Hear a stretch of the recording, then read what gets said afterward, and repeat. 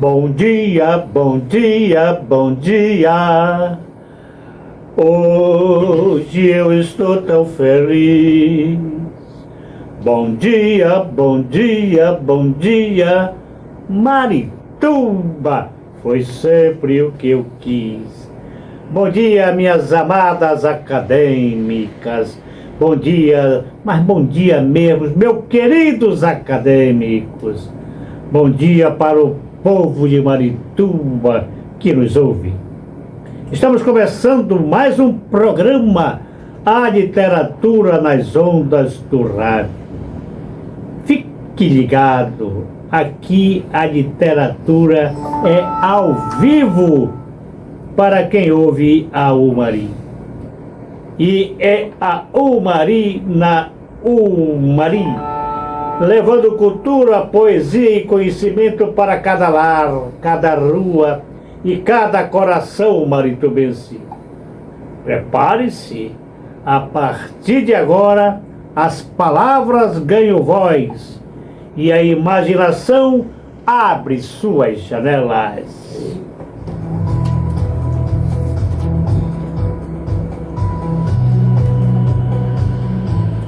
A frase do sábado, a frase do programa: a consciência negra evidencia na atualidade o que ainda existe: a desigualdade, a violência e o racismo. Dentro de uma perspectiva cristã, somos todos iguais, filhos do mesmo Pai e único Deus, irmãos em nosso Senhor Jesus Cristo. Frase do padre Marcos Paulo Pinali da Costa. Uma verdade cristológica, esta frase magnífica. No dia 20 de novembro de cada ano, celebra-se o Dia Nacional de Zumbi e da Consciência Negra, instituído pela Lei 12.519 de 2011, considerado este dia posteriormente feriado nacional pela Lei 14.759 de 2023. São leis modernas, atuais, reconhecedoras do papel desse povo originário maravilhoso. Porque existiu uma lei, Alex Mestre Orlando, uma lei anterior, muito anterior, mas muito anterior mesmo, que dizia que estava extinta a escravidão. Esta lei foi da lavra da princesa Isabel, a Lei 3.353, de 13 de maio de 1888, que na sua ementa diz: declara extinta a escravidão no Brasil. Artigo 1º. É declarada extinta desde a data desta lei a escravidão no Brasil. Artigo 2º. Revogam-se as disposições em contrário. Princesa Isabel Imperial Regente. Uma vez perguntaram-me por que uma princesa sancionava uma lei. Porque o pai dela, Dom Pedro II, estava em viagem de tratamento de saúde para a Europa e ela assumiu o império, que o Brasil era imperialista. Na verdade, esta lei não acabou com a escravidão. A escravidão vive, é viva, permanece. A escravidão moderna é gente ganhando salário mínimo, merecendo muito mais, como nós veremos, merecendo muito mais. É o trabalho infantil, é o trabalho escravo em fazendas, é o trabalho escravo de domésticas, enfim, a escravidão moderna. A escravidão não acabou. E há uma crítica muito forte a esta lei da Princesa Isabel, a chamada Lei Áurea, a Lei Ouro, de que ela só foi sancionada, ela só foi editada porque os países europeus que não admitiam a escravidão não estavam mais querendo negociar com o Brasil. E essa aí foi uma saída forjada para dizer que ia acabar a escravidão no Brasil. Mas não acabou. Não acabou não. Ela é viva, ela é moderna.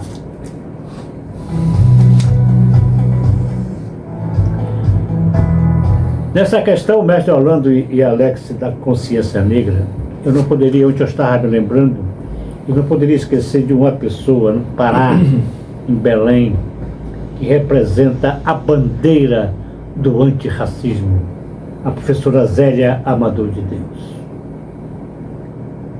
Quero, no programa de hoje, homenagear a professora Zélia Amador de Deus, a bandeira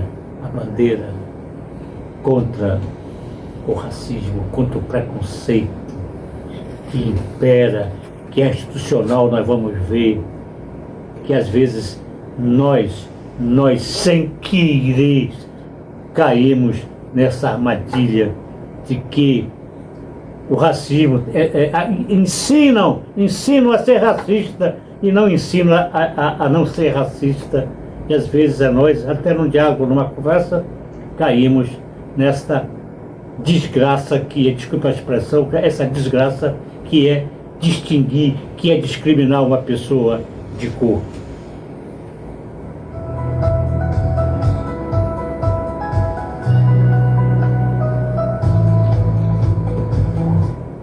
É o programa A Literatura nas Ondas do Rádio, quando são 8h10 em Umaria, capital, Marituba, capital do Umari. Mestre Orlando, o senhor tem a palavra para as suas considerações iniciais. Bom dia a todas as ouvintes, bom dia a todos os ouvintes. Inicialmente, agradecer aqui, também um abraço para os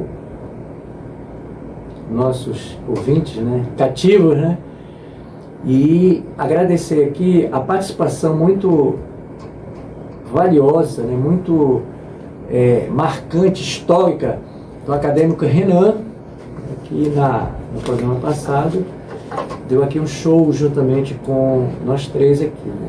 Então, nós dois e o Alex também. Ah, Alex. E agradecer também. Ah, o Alex é titular. E, presidente, o senhor deu uma aula aqui, que não sei se os professores de história têm coragem de fazer isso nas escolas, né?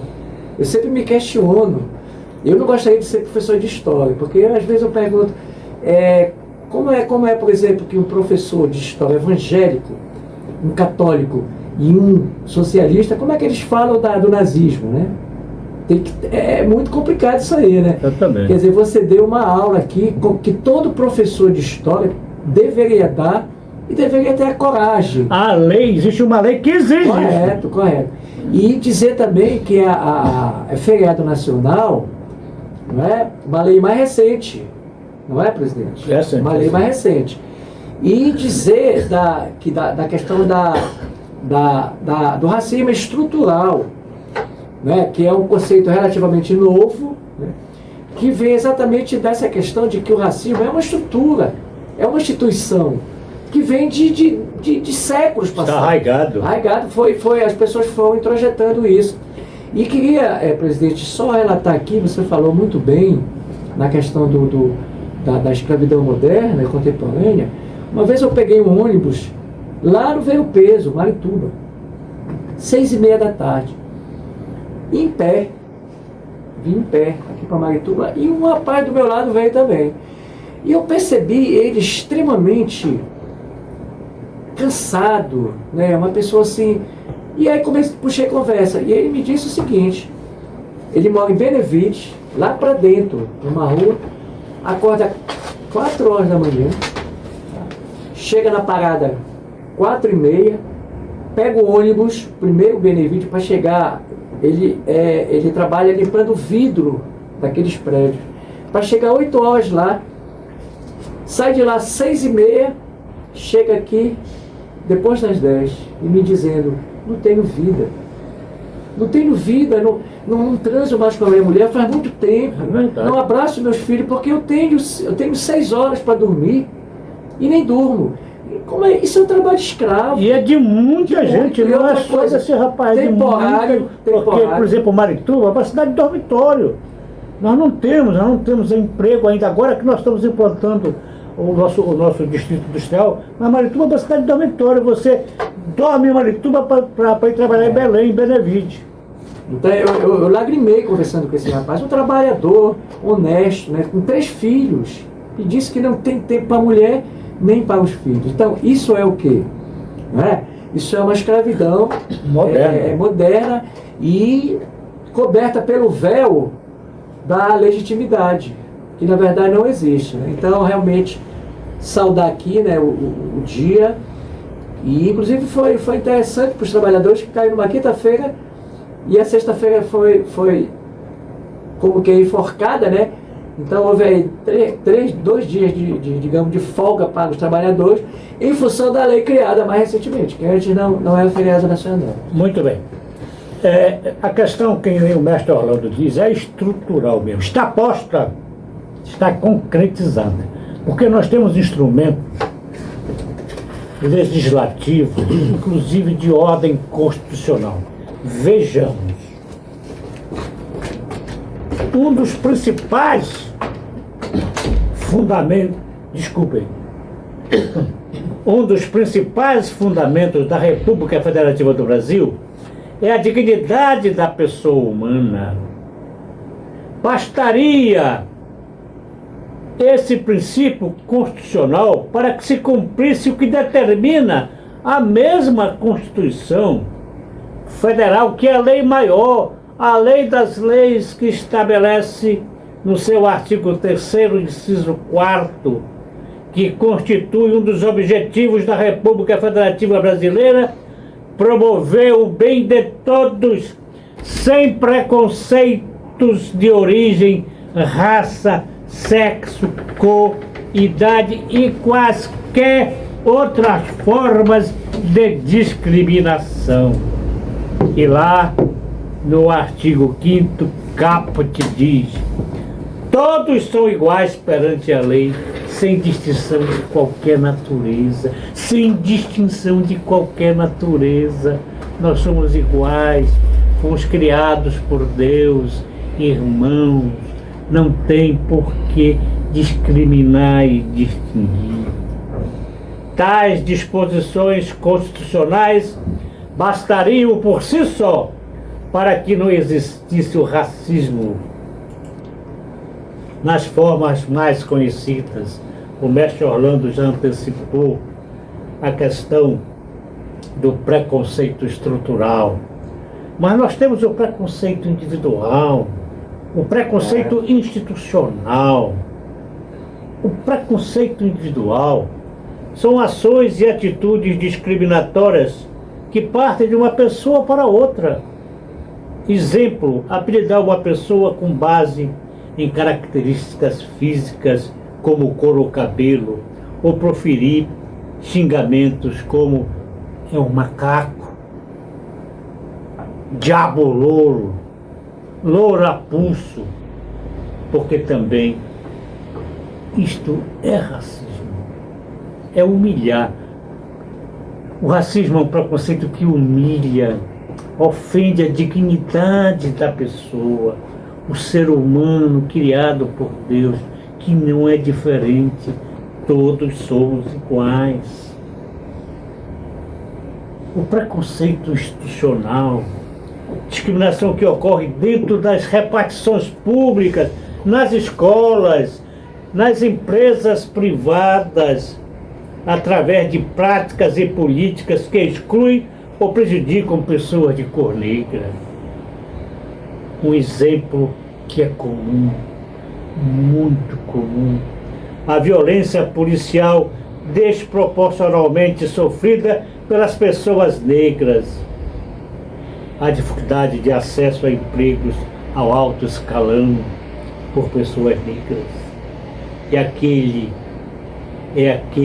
como o mestre Orlando disse, também é o preconceito que já está instalado. É difícil quebrar. O negro no cargo de chefia é a coisa mais difícil do mundo. No Supremo Tribunal Federal de 1985 para cá, foram nomeados 32 ministros, só um negro. o ministro Joaquim Barbosa. E que ministro!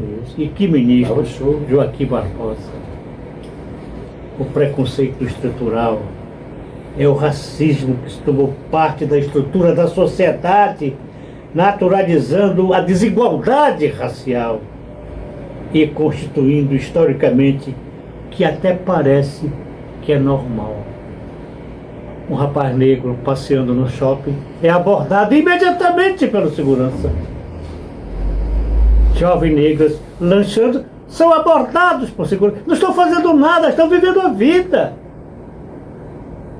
E sofrem a normalização de expressões racistas, como a coisa está preta, mercado negro, denegrir, ovelhas, isso é uma ovelha negra, isso fora tem uma ovelha negra, mulata, nuvem negra. Uma vez um advogado chegou em Fortaleza para fazer turismo. Ele não estava de paletó porque as pessoas, nós vamos falar sobre isso, a questão da alma interior e da alma exterior. Quando o advogado está sem paletó, ele é reconhecido pela alma interior. Quando ele está de paletó, pela alma exterior. E o advogado chegou para fazer turismo em Fortaleza. Quando ele chegou no hotel, aí atende, o senhor veio para trabalhar aqui, foi para fazer limpeza do hotel, quer dizer, porque é negro, a cor negra. Esse é estrutural, né? Que estrutural, dentro, né? Isso não tem jeito, nós temos, eu disse há pouco, o mestre Orlando concordou comigo, nós temos que ensinar a acabar com o racismo, e não ensinar a ser racista, porque é uma coisa que está posta, está colocada, está institucionalizada no Brasil.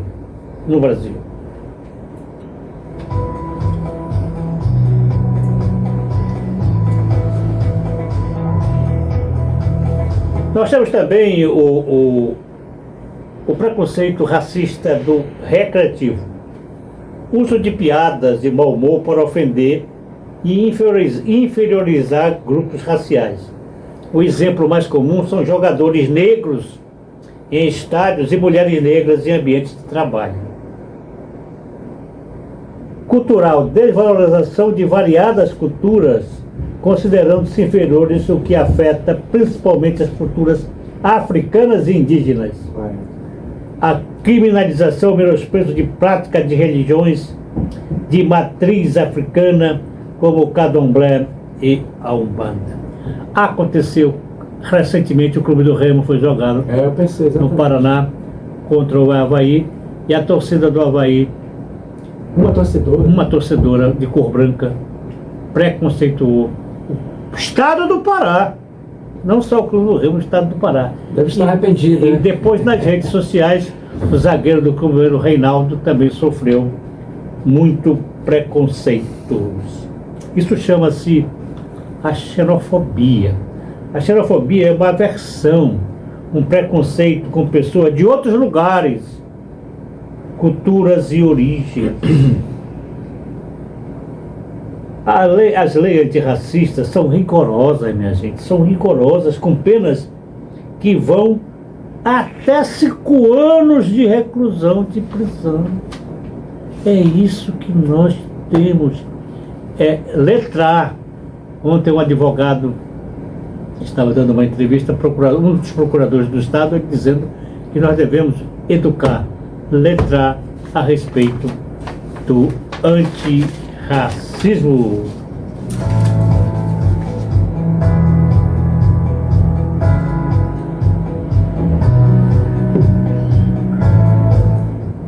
Aqui é o poema.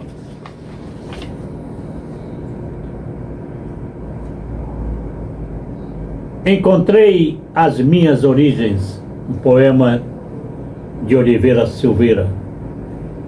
Encontrei minhas origens em velhos arquivos, livros encontrei em malditos objetos, troncos e grilhetas. Encontrei minhas origens no leste, no mar, em mundos tumbeiros. Encontrei em doces palavras, cantos em furiosos tambores, ritos encontrei minhas origens, na cor de minha pele, nos lanhos da minha alma, em mim, em minha gente escura, em meus heróis altivos encontrei-as, enfim, me encontrei. Poema para o programa especial de hoje, Sim, correto. que homenageia a raça negra, essa raça maravilhosa que criou este país. É o nosso povo originário que merece ser honrado, que merece ser amado, que merece ser querido.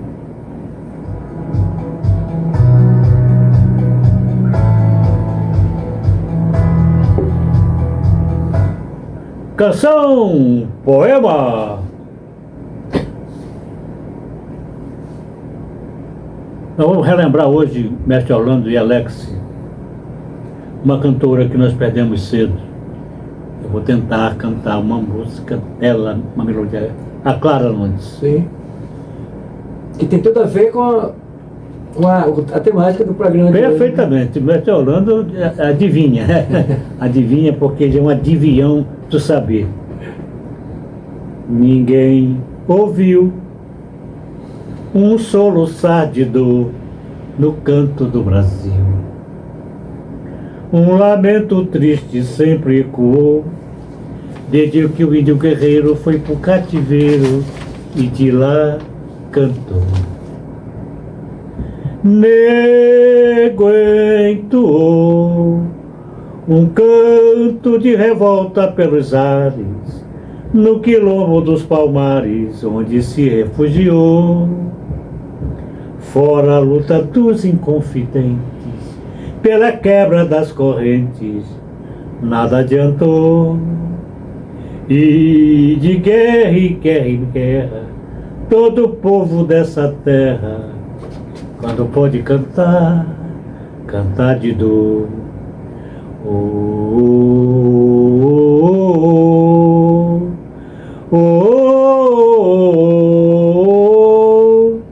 Ecoa noite e dia, é ensurdecedor. Ai, mas que agonia, o canto do trabalhador. Esse canto que devia ser um canto de alegria, sou apenas com o soluçar de dor.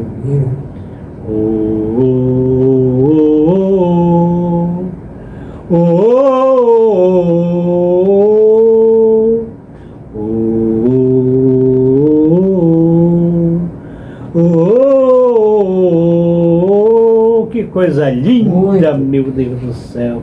Atenção para ganhar R$50 para tomar um copo de garapa com pão doce lá no mercado. Diga qual a alternativa. Preste atenção no comando. Olha lá o trio que fica aí na escuta. Diga qual a alternativa que não integra a composição Canto das Três Raças, interpretado por Clara, inesquecível Clara Nunes. Alternativa A. A música representa de forma direta a dor coletiva dos povos indígenas, africanos e europeus que fundaram e formaram o Brasil. Letra B. A letra da música faz referência ao índio guerreiro, levado ao cativeiro, simbolizando a opressão dos povos originários. Letra C. Um canto de revolta pelos mares, no quilombo dos Palmares, destaca a luta e a resistência dos indianos e venezuelanos migrantes. Vou repetir. A música representa de forma direta a dor coletiva dos povos indígenas, africanos e europeus que formaram o Brasil. B. A letra faz referência ao índio guerreiro levado ao cativeiro, simbolizando a opressão dos povos originários. Letra C, um canto de revolta pelos mares, no quilombo dos Palmares, simboliza a opressão dos povos originários. Letra C, um canto de revolta pelos mares, no quilombo do... Opa, vou repetir, eu vi equívoco aqui. Letra B, a letra da música faz referência ao índio guerreiro levado ao cativeiro, simbolizando a opressão dos povos originários. Letra C, um canto de revolta pelos mares, no quilombo dos Palmares, destaca a luta e resistência dos indianos e venezuelanos migrantes. Por favor. Alô? Cadê o telefone lá, Alex? Bota lá o telefone. Aqui.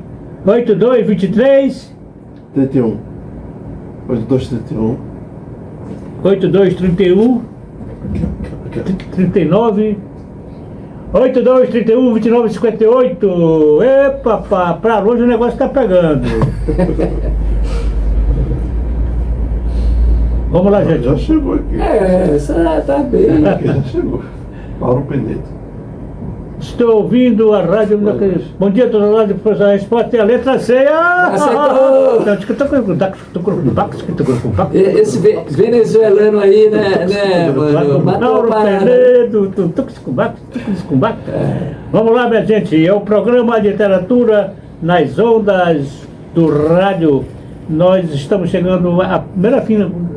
Fim do primeiro tempo. Meia hora de programa dedicado à causa, né? Consciência Negra. O antirracismo. Foi maravilhoso nós. Bem legal, velho. Iremos para intervalo. O apoio cultural e depois voltaremos no segundo tempo com mais literatura para o povo de Abutirã.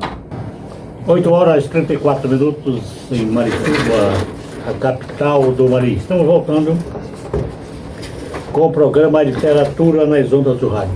Ainda falando, mestre Orlando, Rodrigo e Alex, a respeito do preconceito institucional, do racismo institucional, no Brasil, minha gente, no Brasil,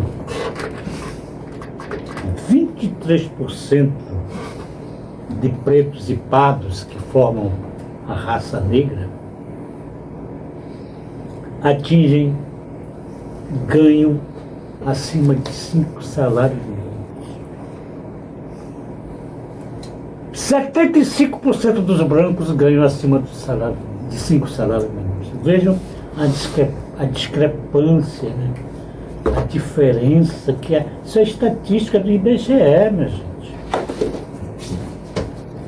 Pretos e pardos que constituem o grupo dos negros, 23% ganham acima de 5 salários mínimos. Os brancos, 74,5% ganham acima de 5 salários mínimos. É um país onde impera a desigualdade, onde a equidade está distante, muito distante. É pecado, é ofensa a lei de Deus, porque nós somos todos iguais. Com a palavra, o mestre Orlando. Eu queria... nós estamos, então, nesse período de Enem, né, a região metropolitana de Belém, em função da COP30, ainda não fez a prova. E aí, fugindo um pouquinho da temática, né, mas também considerando importante, né, essa questão, eu queria falar rapidinho aqui de dois conceitos importantes, né, nessa questão da produção textual e da produção do texto literário, que é o conceito que falamos, inclusive, iniciamos no programa passado, que é o conceito de repertório, né, presidente? Começamos naquele dia, repertório, e também a questão da paráfrase, né, que também é uma temática relacionada com a questão da linguagem. E aí eu gostaria de me referir aqui à questão da paráfrase, né? Então a paráfrase, na verdade,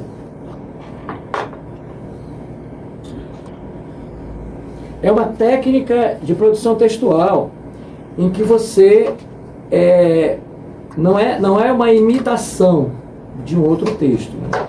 Na verdade, você pega um texto, qualquer que seja ele, pode ser um texto literário, pode ser não literário, e você faz uma espécie de versão, certo? Como existe na música, né, versão.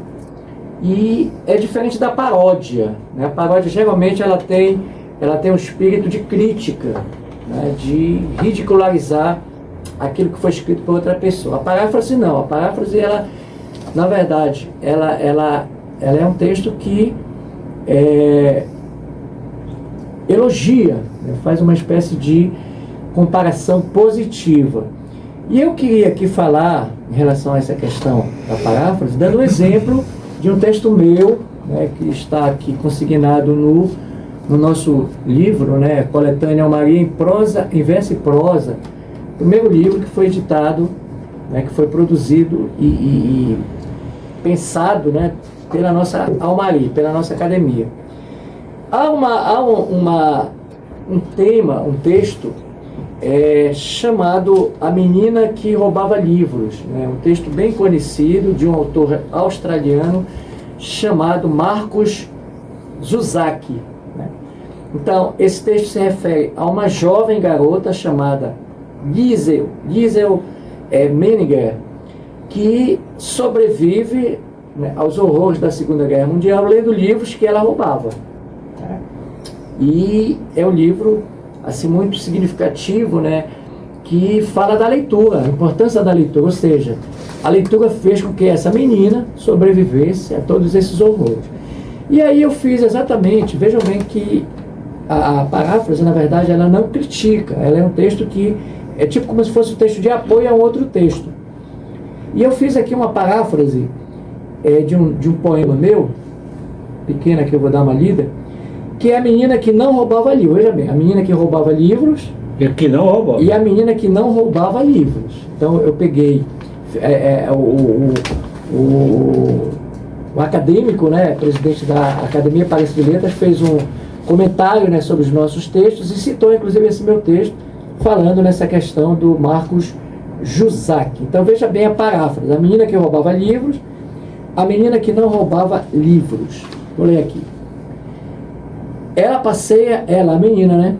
Ela passeia soberana pelo espaço da biblioteca, como rainha que conhece seu reino. Olha daqui, olha dali, passa os dedos, cheira, olfato apurado, na lida diária com seus cúmplices queridos, mais amantes que amigos. Tira um, tira outro, folheia, dedilha, como músico de orquestra, na partitura de toda uma vida. Senta, escolhe uma página avulsa, como quem encontra um tesouro em uma ilha perdida e misteriosa. Fecha os olhos, sorriso apenas, sugerido nos finos lábios, que parecem adivinhar o que virá. E o tesouro surge na arca brilhante, moedas de ouro, diamantes, rubis, esmeraldas, coroas de rainhas egípcias e etíopes, tudo assim de uma vez, sonho tornado realidade na magia do amigo. Não vou te roubar, pensa. Tua casa é minha casa, aqui ou lá, ou ainda acolá, reinas como um imperador absoluto. Ficas com teus pares, príncipes encantados desse fabuloso reino onde flutuamos como seres alados de um sonho de valsa. Então vejam que é um texto Beleza. que, na verdade, ele confirma, né, a importância da leitura, tanto para a Giselle Menninger, né, que sobreviveu a partir da leitura, só que de livros roubados. Essa aqui não. Ela Não ama a roubou. biblioteca, mas não quer levar o livro exatamente para que eles sirvam para outras pessoas que possam vir a sonhar e a lê-los. Então, isso a gente chama de paráfrase. Se eu tivesse feito uma crítica ao texto do Marcus Zucchi, seria diferente. Aí seria a paródia. A paródia, na verdade, ela ela ridiculariza, tem muito humor, mas ela, na verdade, ela bate de frente com o outro texto, ok? Muito bem, mestre Orlando. Roubar suas ideias, não é, Cristina? Pois é, exatamente. Roubar as ideias magníficas. Boas, né? É, as ideias magníficas do professor. Aquilo que é bom de copia, né, mestre? O meu irmão Paulo Falcão Poli, ele era craque em paródias. Pois é, mas eu sempre Mas critico, era né? paródias para peças teatrais. Falando em literatura, nós vamos ver aqui rapidamente uma coisa que me impressionou eu lendo um conto machadiano, O Espelho. Ah, esse texto é fantástico. Neste conto, a Jacobina, que é o narrador, né, que é o principal personagem do conto machadiano, Protagonista, né? é o protagonista, né? Ele criou uma teoria, concebeu uma teoria chamada as duas almas, dizendo que nós temos uma alma interior e uma alma exterior. Ele foi visitar sua tia na fazenda. E logo depois que ele chegou, a sua tia foi embora, viajou. É a metáfora do espelho, né? Essas duas almas, né? Viajou e os escravos aproveitaram-se e fugiram todos. Novamente, o texto relacionado com Jacobina o tema, ficou né? sozinho no casarão da tia. Ele era guarda imperial. Foi promovido a alferes, um posto de oficial. Por causa disso era elogiado, era admirado, era querido. Todo mundo puxava o saco dele. Aí ele achou-se em duas posições, em duas almas. Sim. Uma alma interior e uma alma exterior, que era o alferes, que era o oficial, admirado, elogiado, querido. Ele olhou no espelho e não se reconheceu apenas, uma imagem vaga, esfumada, difusa. Uma outra alma. Bora se olhar no espelho para te ver. Olhe-se no espelho e veja se é você mesmo ou se você está vendo uma Jacobina, um alferes. Com a sua história, isto aí ele contou para 4 amigos. Os 4 amigos ficaram em silêncio. Não entraram em discussão, mas não contrariaram de pronto a teoria das duas almas. O conto O Espelho, de Machado de Assis, revela que Jacobina, a personagem da narrativa, ao sentir que perdera a sua identidade, só se reconhece quando vestido com a farda de alferes, pois a alma exterior que projeta, ele é o que os outros queriam que ele fosse. Ele é com a farda de alferes, de oficial, que os outros queriam que ele fosse. Leiam, por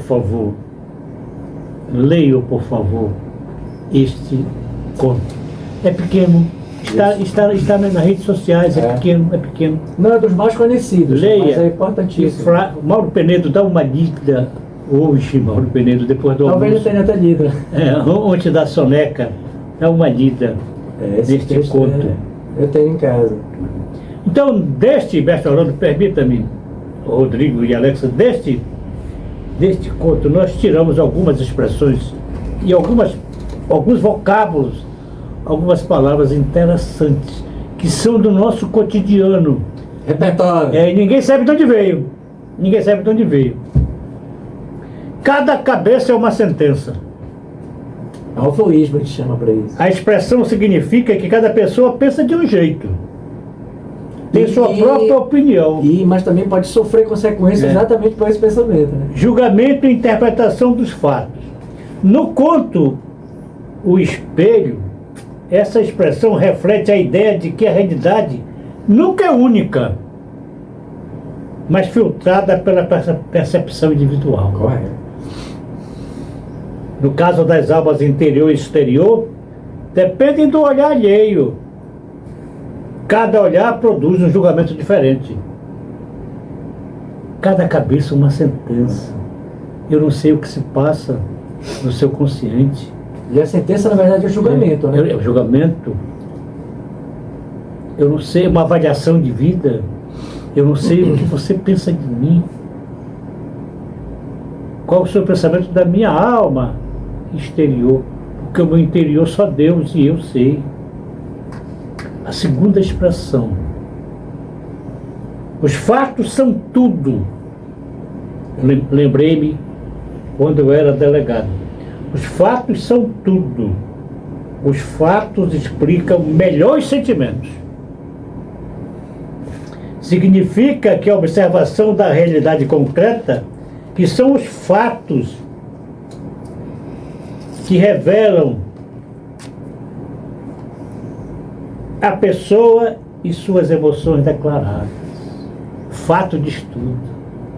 O fato é desmentível. O fato é desmentível. O fato diz tudo. Então, qual é a relação do fato no conto O Espelho? Os fatos ajudam a desvendar o mecanismo psicológico do alferes, de que só se reconhece ao ver a si mesmo investido da função de autoridade. O que ele sente, a vaidade, às vezes a insegurança, torna-se evidente pelos fatos narrados e não pelas suas palavras. Você vê o que se vê. Essa é a característica do texto do Machado de Assis. Você vê o que você Expor a alma humana. O Machado de Assis dá aula para a vida. Aula para a vida. Por isso que ele não tem tempo o texto dele. Não tem, ele é moderno hoje. O mestre Orlando é machadiano. Anos, Machadiano, né? Eu estudei muito a obra do Machado de Assis. Eu ganhei um prêmio, fui para o Rio de Janeiro em função Exatamente, eu tenho. do texto dele. Segundo, outra expressão, a melhor definição de amor não vale um beijo de moça namorada. Olha a frase da expressão.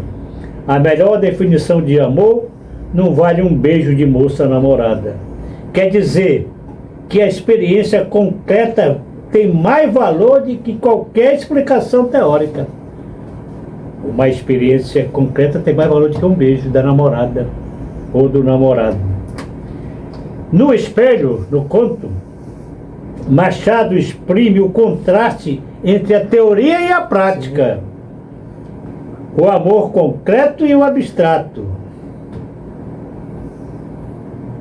O conceito abstrato vale menos que sua prova viva.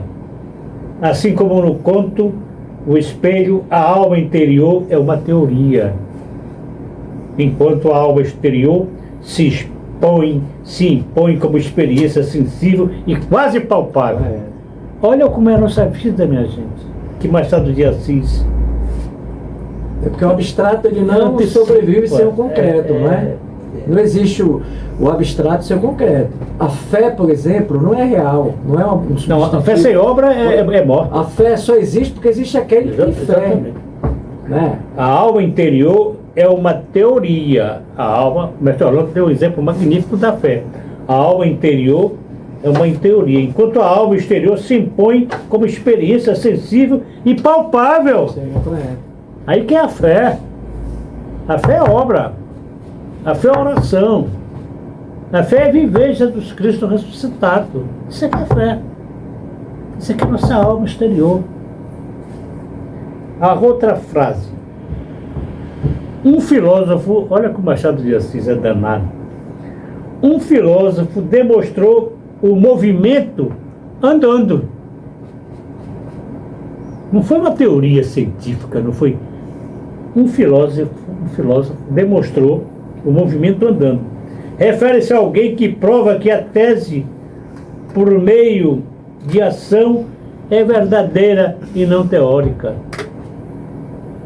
Tem que publicar essa sua análise, viu, presidente? É vivendo e praticando que se vê as coisas. Essa sua análise não está fazendo Machado de Assis se revirar no túmulo. Ele está gostando bem. Deve estar adorando, né, Alex? Jacobina, que comprova a experiência de sua alma exterior, vivendo a situação e não apenas explicando-a.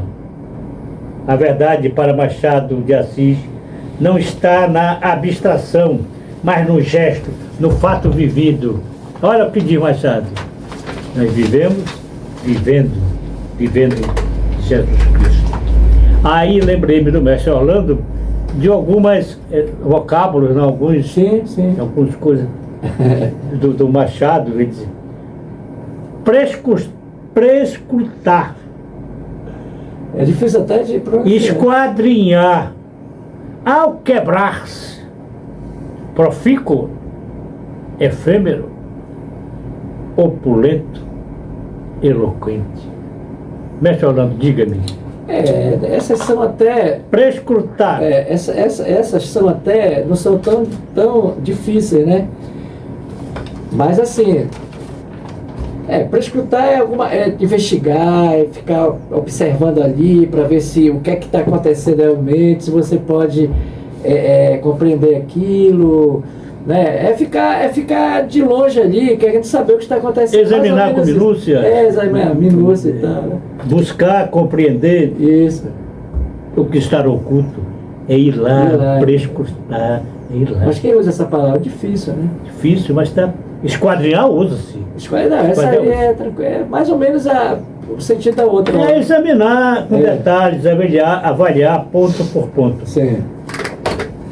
A prescrutar, no conto, o narrador prescruta sua própria psique ao tentar entender o fenômeno das duas almas, Correto. penetrando em elas profundas da sua identidade. Esquadrinhar. No conto, a narrativa é um exercício de esquadrinhamento psicológico. Jacobina esquadrinha cada detalhe da solidão na fazenda de sua tia e da sua relação com o espelho. Ele olhou para o espelho e ficou esquadrinhando a sua identidade. Ao quebrar-se, quando Jacobina é deixado sozinho, isolado e sem a farda, sente-se ao quebrado, liquidado. Derrotado. A alma exterior dele era a farda de oficial de alferes. Sem a farda ele se sentia zero. Ao quebrado, profícuo, produtivo, proveitoso. A experiência narrada por Jacobina é profícua, porque gera uma reflexão profunda sobre a identidade humana. Efêmero, o que é passageiro, o que é breve, de curta duração. A alma exterior, olha, gente, é efêmera, pois depende das circunstâncias, depende do cargo. Ele é secretário de urbanismo. Gente boa. Quando ele sai do cargo, ninguém olha. É igual o jumento lá do Rio Gonzaga, né? É efêmero, é passagem. O Paysandu quase foi campeão mundial, ganhou, agora está, coitado, por mal estrutura administrativa, desclassificado. O Remo começou com uma euforia danada, agora está quase ao quebrado. Tomara que não se quebre. Opulento, quem é rico, Isso. abundante, majestoso e cheio de grandeza, com a farda, ele era opulento. Jacobina era o grandalhão, era o Zé Mané, era tudo. Não era Zé Mané, pelo contrário. Sim. Era o rei da cocada preta. Não preta por causa da discriminação, porque a cocada preta é muito gostosa mesmo. A opulência da farda transforma a imagem de Jacobina no espelho, dando-lhe a importância e a imponência. Eloquente, que expressa bem, que convence, que fala com força, também se aplica a quem comunica muito sem palavras. Olhem só aqui, eloquente. Termo que expressa bem, que convence, que fala com força, também se aplica a quem comunica sem palavras. O espelho é eloquente? Tanto é que todo o conto do Machado de Assis diz respeito ao espelho. Né? Esse texto é parecido com aquele, o Retrato de Dorian Gray, né? É um romance famoso, né? Em que o camarada consegue se olhar no espelho e não a imagem dentro do espelho não envelhece, só ele. Pois é, o espelho. Ele, com 50 anos, a imagem dele continua com 20. Quando ele olhava pelo espelho. Né? Muito legal, né? Em o espelho, essa lição brilha com ironia, delicadeza e reflexão. Nós vimos uma síntese deste conto. Fantástico. Este conto. Isso pode ser uma sessão, né, Alex, do programa aí, né? Espelho, essa Olha lição. só, meia hora ele tá. Essa o presidente está dando show aí, né? Na brilha com texto do Machado de Assis, né? Legal. Brilha com ironia, delicadeza e vamos refletir. Alex, eu acho que o nosso âncora, né, hoje, viu o passarinho verde, né? Que ele tá demais hoje, né? Deu show hoje, né, Alex? Com a palavra, o mestre Orlando, para as considerações finais. Pois é, eu queria deixar aqui para os nossos ouvintes, né? Sem que eles consultem o dicionário, a seguinte frase, né? Imagina se alguém se escrevesse uma prova do Enem assim: esse meu émulo é muito forte. Ou então, esse pedaço de picanha está muito adusto, né? Ou então,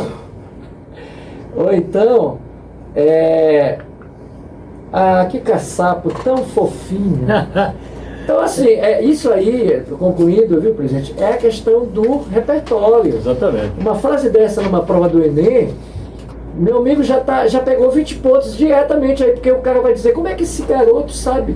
É verdade. E às vezes uma frase dessa, o corretor ele tem que ir para o dicionário, porque ele não entendeu. Exatamente. Quer dizer, o concorrente é melhor do que ele. Conhece uma palavra que ele não conhece. Aí ele vai no dicionário, é isso aqui, o moleque está aprovado. Então, no próximo programa, presidente, a gente vai falar sobre a questão do repertório. Muito bem, o próximo programa, o Machado de Assis é seu. O programa hoje foi excelente, né? O presidente aqui deu um show, né? Meu abraço para o fim do programa. Dá um tempinho aí, Alex, o fim do programa. Meu abraço vai para os empresários Arnoldo Viana Pereira da Norte Frangos e para o Antônio Armando Amaral de Castro. Grandes cooperadores da cultura em Marituba. O amigo Brito lá do Liboca, a dona Helena e dona Lúcia lá na Pedreirinha. E a minha amiga Célia lá no bairro da Mata, hoje chamado Boa Vida. Fim de programa. Agradecemos a sua companhia e mais um encontro literário aqui na Rádio Maria. Que as palavras de hoje sigam iluminando o seu caminho até o nosso próximo programa. Venha caminhando para o nosso programa, ligando no celular, pode ouvir pelo celular, pode ouvir por rádio. Lembre-se, mestre Orlando diz sempre, Sim. Lembre-se, quem lê vive mais de uma vida, quem escreve deixa um rastro de eternidade. Fique com Deus e até sábado com o novo programa A Literatura nas Ondas do Rádio. Obrigado, professor.